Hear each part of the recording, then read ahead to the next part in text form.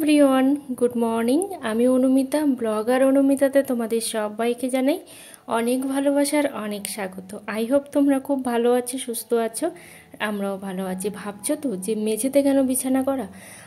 এতটাই গরম পড়েছে, এতটাই গরম যে গরম আর সহ্য করতে পারছি না। ফাইনালি খাট গদি সব কিছু ছেড়ে দিয়ে মেঝেতে এসেই আমরা এখন ঘুমাচ্ছি। তো অনেকটা শান্তি, কিন্তু ফ্যান না হলে কিন্তু চলেই না। ফ্যান দিচ্ছি, কিন্তু ওই যে আমার হাজব্যান্ডের হাতে বাঁধা যে ফ্যানটা, ওই ফ্যান না ভীষণ হাওয়া হয়। তো আবার রাত্রেবেলা ঠান্ডাও লেগে যায়, মানে ভোরের দিকে এতটাই হাওয়া হয়। কিন্তু অনেকটা শান্তি আছে। আসলে কি বলতো, তোষক গদি এগুলো পাতা থাকলে না গরমটা বেশি পরিমাণেই লাগে। তো অনেক কষ্ট সহ্য করেছি, তো ফাইনালি ভাবলাম যে না, এবার মেঝেতেই শোবো। আর তোমরা কে কে আমাদের মতো মেঝেতে ঘুমোচ্ছ এই গরমে, অবশ্যই কিন্তু কমেন্ট করে জানাতে ভুলো না। আর যেসব বন্ধুরা আমার চ্যানেলে নতুন, অবশ্যই চ্যানেলটা সাবস্ক্রাইব করে পাশে থেকো, অল নোটিফিকেশানটি অন করে দিও নিত্য নতুন ভিডিও পাওয়ার জন্য। আর যারা অলরেডি চ্যানেলটা সাবস্ক্রাইব করে দিয়েছে সবাইকে অসংখ্য অসংখ্য ধন্যবাদ জানাই।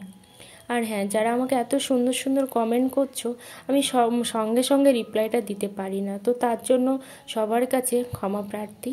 কিন্তু আমি পরে কিন্তু রিপ্লাইটা প্রত্যেকেরই ধরে ধরে দিয়ে দিই, কিন্তু সেই মুহূর্তে মানে কমেন্টটা আসার সাথে সাথে আমি রিপ্লাইটা করতে পারি না। তো অনেকগুলো দেখো বালিশ কাঁথা, এগুলো কেন বলো তো, ওই যে মশারি টানানো হয় তো, আর মশারি তো গোঁজা যায় না, এবার এই কাঁথা দিয়ে চারিদিকে না সব মানে করে রাখতে হয়, চেপে চেপে রাখতে হয়। সেই জন্য এতগুলো কাঁথা বালিশ এগুলো, আর কিচ্ছু নয়। আর পাশ বালিশ না হলে আমার ঘুমই আসে না। একটা সময় ছিল কখনো আমি পাশ বালিশ কাছে নিইনি, কিন্তু এখন পাশ বালিশ ছাড়া আমার চলেই না। নিচে দেখো প্রচুর জামা কাপড় এখানে জমা হয়ে গেছে, আর সাথে সাথে না এত গরম যে কাজ করতেও ঠিক ইচ্ছা করে না। আসলে শীতের সময় একটা কাজে মন বসে, কিন্তু যতই ঠান্ডা লাগুক, কিন্তু মানে লেপের মধ্যে থেকে বেরিয়েও কিন্তু কাজ করতে ভালো লাগে। কিন্তু এই যে গরম, অসহ্য গরম, তার উপরে তো আমাদের ভোল্টেজ নেই, তার জন্য আরও বেশি কষ্ট হয়। যে ফ্যান চললে একটু কাজ করব, সেটাও কিন্তু হয় না। আর আমার গরমটা বেশিই লাগে। অনেকে হয়তো ভাবে যে রোগা পাতলা মানুষের গরম লাগে না, কিন্তু আমার যে এতটাই গরম লাগে, হয়তো এসি হলেই ভালো হয়। কিন্তু এসি কখনো কিনবো কিনা জানি না। আমার হাজব্যান্ডের খুব ইচ্ছা এসি কেনার, কিন্তু আমি একটুও পছন্দ করি না, কারণ বাইরে বেরিয়ে তাহলে কিছুই করতে পারবো না। তো জামা কাপড়গুলো এখন ভাঁজ করে কিছুটা তুলে দেবো শোকেসের মধ্যে, আর কিছুটা হচ্ছে বাইরে থাকবে। দেখো ডিমগুলো বাড়ির ডিম, একটাই মুরগি আছে তোমরা দেখেছো, মানে দুটো মুরগি, তবে একটা মুরগির ডিম পাড়ছে আর একটা তো অসুস্থ। আর এখানে দুটো আলু ছিল, তো সেই আলুটাই হচ্ছে এখানে দিয়েছি। আর ডিমগুলো ক্যামেরাতে না অনেক বড় বড় লাগছে। আমি শুধু ক্যামেরাটা দেখছি আর ভাবছি যে এত ছোট ছোট ডিম, অথচ ক্যামেরাতে কেন এত বড় লাগছে, আমি বুঝতেই পারছি না। আসলে কি রান্না করব বুঝে উঠতে পারছিলাম না। আর সবই হচ্ছে বাড়ান্ত, মানে সবজি। আর এখন যেহেতু শীতকাল নয় গরমকাল, তো আমাদের খেতে একদমই সবজি হয়নি, শুধুমাত্র লঙ্কা ছাড়া। তো সেই জন্য এই 4টে ডিম ছিল, এই কয়েকদিন ধরো বেড়েছে রিসেন্ট। তো সেই জন্য আমি ডিমগুলো এখন রান্না করে নিচ্ছি, কারণ এই দিয়ে আর দুটো আলু ছাড়া আর হচ্ছে কিছুই হবে না, মানে আর নেই বললেই চলে। বললে চলে না, সবই হচ্ছে বাড়ান্ত। তো কোন ভাষায় বলে আমি জানি না, ঠিক নেই বলতে নেই নাকি শুনেছি, তো সেই জন্যই বাড়ান্ত বললাম। এদিকে আমার ভাত চালের অবস্থাও সেম, মানে চালটাও ফুরিয়ে গেছে। যে 5 কেজি চাল নিয়ে এসেছিলো, তো সেটাও ফুরিয়ে গেছে। তো অল্প একটু আতপ চাল ছিল, তো আতপ চালটা রান্না করতে যে কি কষ্ট সেটা কি বলবো, কারণ এই চালটা না ঠিকঠাক করে করতে পারিনি। ওই যে ধান রৌদ্রে দেওয়ার ব্যাপার থাকে, সেইটা ঠিক করে করতে পারিনি।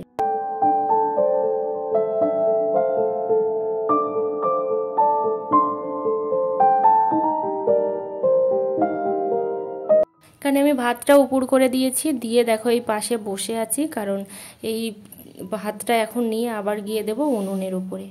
এদিকে দেখো আলুটা দেওয়া হয়ে গেছে আমার, আর সাথে লঙ্কাটাও বোধহয় একটু বেশি হয়ে যাবে, কিন্তু কিছু করার নেই, বেশি হয়ে গেলে যাক, কারণ একটু ঝাল ঝাল খেতেও বেশ কিন্তু ভালো লাগে।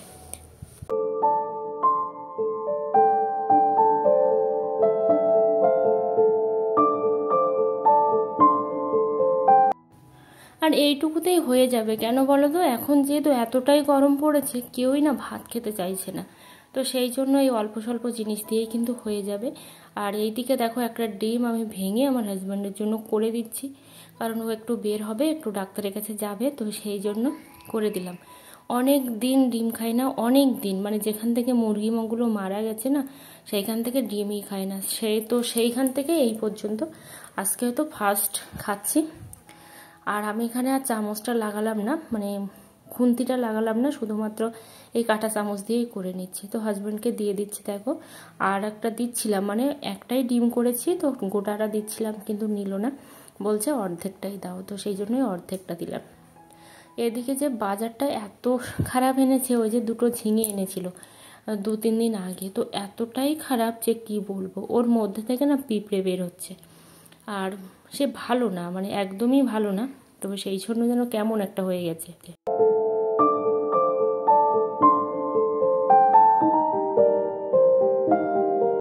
এখন সেই ঝিঙেটাই কেটে নিচ্ছে, আর সাথে দেখো আমার হাজব্যান্ড হচ্ছে আমার গালে ভাত দিচ্ছে। কারণ ও যখন আগে খায়, রেগুলার না করলেও ও যখন আগে খায় তো তখন কিন্তু আমাকে দেয়, সে 1 গালাই হোক কিংবা 2 গালাই হোক কিংবা যে কোনো খাবার সে কিন্তু দেয়। কিন্তু ওরা হচ্ছে মুডের ওপর ডিপেন্ড করে, মুড যদি ভালো থাকে তবেই। তো দেখো আমি একটু রাগ করছিলাম, কারণ আমার গালে ভাত, তার উপরে বলছে আরও নাও, তো কি করে নেব বলো, তো সেই জন্যই হচ্ছে রাগটা করছিলাম। তো এই যে দেখো এদিকে আমি রান্না বান্না সব কিছুই সেরে নিয়েছি, নিয়ে তারপর বাসনগুলো নিয়ে চলে এসেছি এদিকে। এখনও কিন্তু ভাত খাওয়া হয়নি, আর কখন যে কে ভাত খাবে তারও কিন্তু ঠিক নেই। তো ওর হাজব্যান্ড খেয়ে গেছে, ও তো খায়ই না সচরাচর, তো আজকে খেয়ে গেছে। এই করে করেই ভাতগুলো সব বেশি হয়ে যাচ্ছে। আর হ্যাঁ, তোমরা যারা আমাকে এত সুন্দর সুন্দর কমেন্ট করেছো কালকের ভিডিওর জন্য, যে প্রত্যেকটা মেয়ে বা বউকে কিছু করা উচিত, হ্যাঁ সত্যি কিছু করা উচিত। কারণ আজ তুমি যাকে আপন ভাবছো, কাল কিন্তু সে আপন তোমার না থাকতেও পারে, সে যেই হোক না কেন। ওই যে বলে না, নিজের জীবটাও নিজের নয়, তো সেম। তো আজকে আমার জীব ভালো আছে, কালকে আমার না থাকতেও পারে। তো তেমনই পৃথিবীতে কোনো মানুষকেই কিন্তু বিশ্বাস করা যায় না, সে যেই হোক। নিজের আপনজন বাবা মা, অনেকেই বলে না যে পৃথিবীতে বাবা মাই হচ্ছে সব থেকে মানে আপনজন, এই কথাটা বলে না, এ কথাটাও আমি মনে করি যে সম্পূর্ণ সত্যি নয়। তার কারণ হচ্ছে সম্পূর্ণ যদি সত্যি হতো যে বাবা বা মাই হচ্ছে পৃথিবীতে সব থেকে আপনজন, তাদের মতো কেউ ভাবে না, এই কথাটা যদি সত্যিই সত্যি হতো, তাহলে এখন যে সিচুয়েশানটা পড়েছে চারিদিকে, মা চলে যাচ্ছে, বাবা চলে যাচ্ছে, সন্তান কোথায় পড়ে থাকছে তার কিন্তু কোনো ঠিক ঠিকানা নেই, এইটা কিন্তু হতো না। তাই বাবা মা বলো, হাজব্যান্ড বলো বা অন্য কোনো লোকজন বলো, কাউকে এই দুনিয়াতে কিন্তু বিশ্বাস নেই। কারণ কে তোমাকে ফেলে রেখে চলে যাবে কিন্তু কেউ বলতে পারবে না।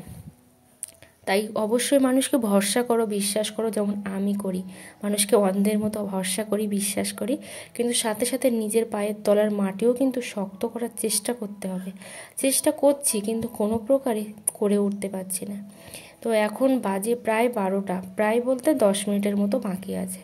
আমার হাজব্যান্ড এখন বাড়ি এসছে, এসে দেখো এই যে মাছ ধরতে বলেছে, তাই মাছ ধরে দিচ্ছে। জানি না মাছ হবে কি না, কারণ পুকুরে কিন্তু প্রচুর মাছ আছে, কিন্তু যে পরিমাণে মাছ আছে সেই পরিমাণে মাছ কিন্তু হয়ই না, তো সেই জন্য হবে কি না বলতে পারছি না। এই যে দেখো যে মাছগুলো পড়েছে না, সবই হচ্ছে চারা মাছ, মানে এগুলো খাওয়ার মতো কোনো মাছই নয়। আর এইসব মাছ আমার ভালোও লাগে না, বাটা মাছ বা রুই মাছ ছাড়া, রুই মাছটা আমার ভালো লাগে না, বাটা মাছটা আমার বেশি ভালো লাগে একটু ঝাল ঝাল করে। তো দেখো এখানে ছোট্ট ছোট্ট সেই জাপানি পুঁটি, সেই মাছ ধরেছে।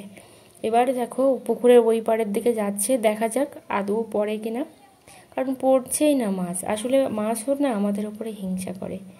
তো তোমরা কে কে পুকুরের মাছ খাও অবশ্যই কিন্তু কমেন্ট করে জানাতে ভুলো না, আর কার কার পুকুর আছে সেটাও কিন্তু বলো।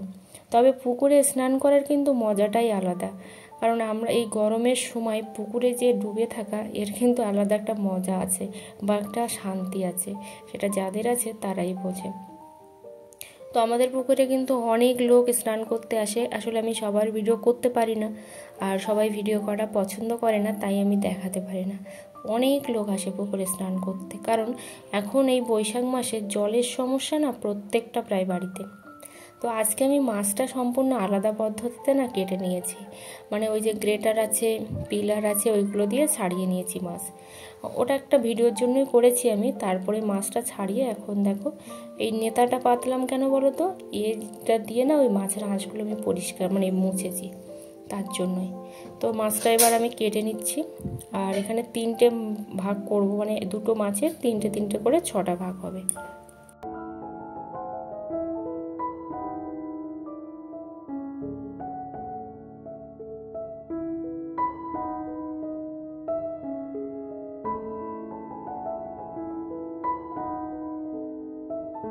আর এই মাছে কিন্তু প্রচুর পরিমাণে কাঁটা, এটা হচ্ছে সিলভার কাপ।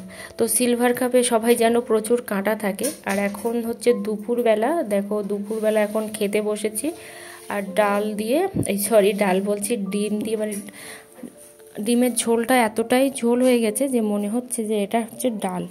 তো সেটা দিয়েই বসেছি এখন খেতে। আর সাথে হচ্ছে আতপ চাল ছিল।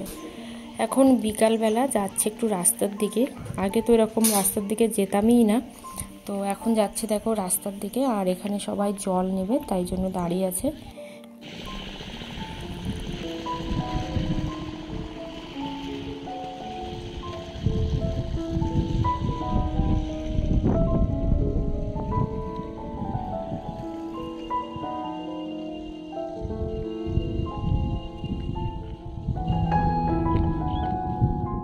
আমাদের গ্রামের মানুষের দেখো জলের জন্য কতটা কষ্ট করতে হয়। এই যে মানুষগুলো বসে আছে সবাই কিন্তু জল পাবে না। তো তোমরা সেটা দেখেই বুঝতে পারছো, কারণ জলটা কেমনভাবে পড়ছে সেটা দেখেই কিন্তু বুঝতে পারছো যে জল কিন্তু সবাই পাবে না। কিন্তু তারপরেও সবাই আশা নিয়ে বসে আছে যাতে করে একটু জল পায় আর সেই জলটা সবাই খেতে পারে। তো দেখো কলসির লাইন। তো আমি সেই মাছটা দুপুরে রান্না করিনি, ভেবেছিলাম রান্না করব। তো এখন হচ্ছে সন্ধ্যাবেলা, এখন রান্নাটা করব, কারণ এটা ফ্রিজে দিইনি আমি।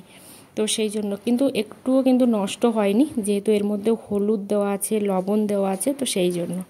আমার হাজব্যান্ড কিন্তু এই টাইপের মাছ খেতে একটুও পছন্দ করে না, কিন্তু ওই যে বাজার থেকে কিনে নিয়ে আসতেও কিন্তু অনেকটা টাকা খরচা হয়ে যায়। তো সেই জন্য আর কেনা হয় না, বাড়িতে যেটুকুই হয় সেটুকু দিয়েই আমরা চালানোর চেষ্টা করি। তো বেলায় দেখলে যে বাড়ির 4টা ডিম ছিল, সেটা দিয়েই করলাম।